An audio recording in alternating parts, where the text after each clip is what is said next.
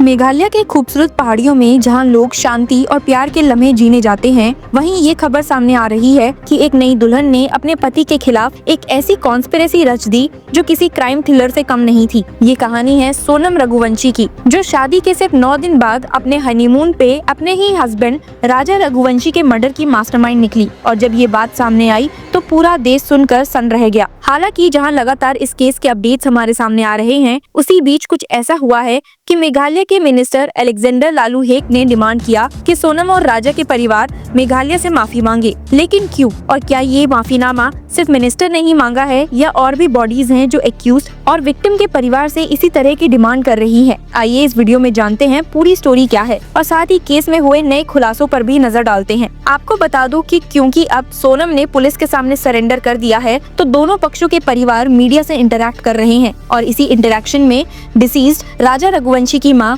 उमा रघुवंशी ने बताया है कि उन्होंने आखिरी बार फोन पर बात करने की कोशिश की थी जब सोनम उनके साथ मेघालय के डेंस फॉरेस्ट ट्रेल पे ट्रैकिंग कर रही थी। फोन पर एक माँ की चिंता थी और बहू के जवाब थे। सब कुछ बहुत नॉर्मल लग रहा था, पर इसी कन्वर्सेशन में कुछ ऐसे क्लूज छुप गए जो अब पुलिस इन्वेस्टिगेशन का मेन फोकस बन गए हैं। एक अनवेरिफाइड ऑडियो क्लिप में माँ उमा ने पूछा है कि फोन चल गया राजा का, तो सोनम ने जवाब दिया, नहीं हम चढ़ रहे हैं, पहुँचते ही कॉल करेंगे। इस बात का अब तक कोई सबूत नहीं मिला कि वो प्रॉमिस्ड कॉल कभी किया गया या नहीं। फोन के आखिरी में उमा रिलीव थी कि उनकी बहू से बात हो गई है, लेकिन सबसे बड़ी बात ये थी कि राजा ने फोन पर कुछ नहीं कहा। क्या तब राजा जिंदा थे? उमा ने सोनम से पूछा, आज तुम्हारा व्रत है ना? तो सोनम ने बोला, हाँ मैंने उन्हें बताया है कि सफर की वजह से मैं व्रत नहीं तोड़ूंगी। ये बातचीत सुनने में एक सिंपल माँ बहू की बात लगती है, पर जब ये पता चला कि राजा का मर्डर इसी ट्रैक के दौरान हुआ तो हर लाइन का मतलब बदल गया। अब तक की इन्वेस्टिगेशन के बेसिस पर पुलिस का कहना है कि ये मर्डर किसी इम्पल्सिव मोमेंट का रिजल्ट नहीं था, बल्कि इसके पीछे महीनों की प्लानिंग थी। सोनम ने अपने बॉयफ्रेंड राज कुशवाहा के साथ मिलकर 3 कॉन्ट्रैक्ट किलर्स हायर किए थे। प्लान सिंपल था कि हनीमून के बहाने मेघालय ले जाओ, एक रिमोट जंगल ट्रैक पे ले जाओ और वहाँ राजा को मार दो। इंदौर से 17 मई को 3 किलर्स मेघालय के लिए निकल चुके थे, 50,000 और एक नया फोन लेकर जो राज ने दिया था। 23 मई को सोनम ने राजा को ट्रैकिंग के लिए उठाया और जैसे ही एक सुनसान स्पॉट मिला, सोनम चिल्लाई, किल हिम। सोर्सेस के मुताबिक इसी मूवमेंट पर तीनों ने राजा पर अटैक कर दिया। उनकी लाश 2 जून को एक गॉर्ज में सेमी डिकम्पोज स्टेट में मिली है, जिस पर मजीद के घाव थे। पर फोन पर सोनम ने डिसीज राजा की मां को बोला,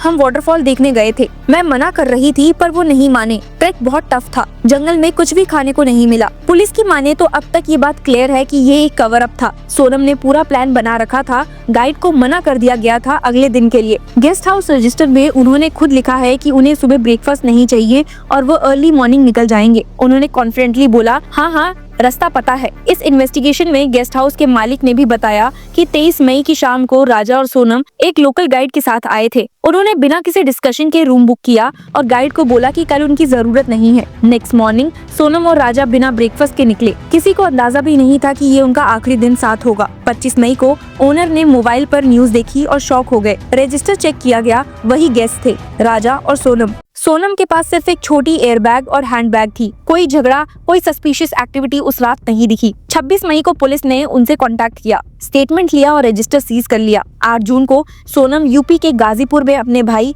गोविंद से कांटेक्ट करती है। उन्होंने क्लेम किया है कि उसे ड्रग्ड करके गाजीपुर लाया गया। उस वक्त वो फीवर में थी, घबराई हुई थी और अपनी इनोसेंस दिखाने की कोशिश कर रही थी।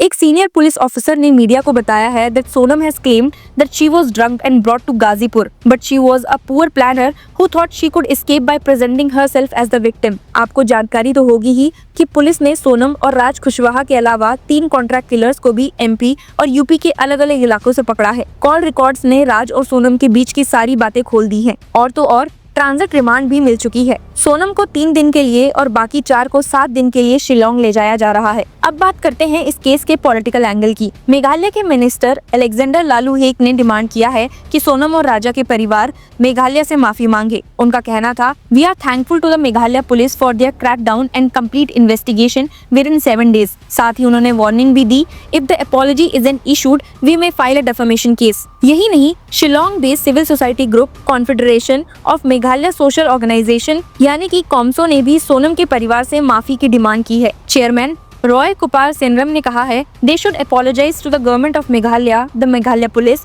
and the local community of Shora and to every citizen whose name was so casually dragged through the mud। उन्होंने ये भी बोला कि सोनम के परिवार ने मीडिया चैनल्स का मिसयूज किया और मेघालय के खिलाफ सेंटिमेंट्स को भड़काया। इस इंसिडेंट के बाद कॉम्सो ने फिर से इनर लाइन परमिट यानी कि ILP की डिमांड की है, जिससे आउटसाइडर्स की एंट्री पर कंट्रोल हो। उनका कहना है कि इस केस ने ये दिखा दिया है कि बिना प्रॉपर स्क्रीनिंग के टूरिज्म का मिसयूज हो सकता है। तो जहां इतना कुछ इस केस में चल रहा है, वहीं सबसे बड़ी पहेली ये है कि क्या राजा को किसी तरह का शक हुआ था? क्या वो जानते थे कि उसके खिलाफ कुछ प्लान हो रहा है, या फिर वो अपने हनीमून में इतना बिजी थे कि उसने कुछ महसूस ही नहीं किया? सोनम का काम बिहेवियर, फोन पर फास्टिंग का मेंशन करना, ट्रैकिंग में खुद को हेल्पलेस दिखाना, सब कुछ एक स्क्रिप्ट की तरह लगता है जो सिंपैथी गेन करने के लिए लिखी गई हो। पुलिस इन्वेस्टिगेशन अब फाइनल फेज में है। ऑल एक्यूज्ड अब कस्टडी में है। राजा की मां का ये कहना है कि उनका बेटा इतना सिंपल और इमोशनल था कि उसने कभी इमेजिन नहीं किया होगा कि जिस लड़की से उसने प्यार किया वही उसकी मौत की वजह बनेगी। सोसाइटी का साफ कहना है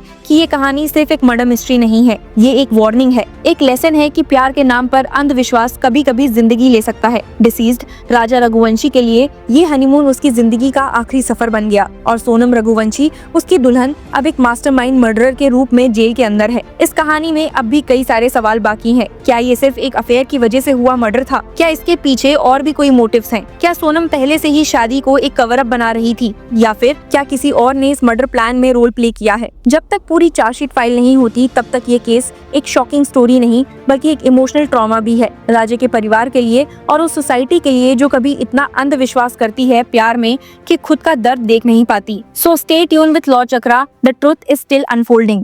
hello law lovers and justice seekers, welcome to law Chakra. हम आपके लिए लेकर आए हैं कुछ बहुत ही exclusive. Introducing law Chakra prime membership, जो आपको देगा exclusive access like never before.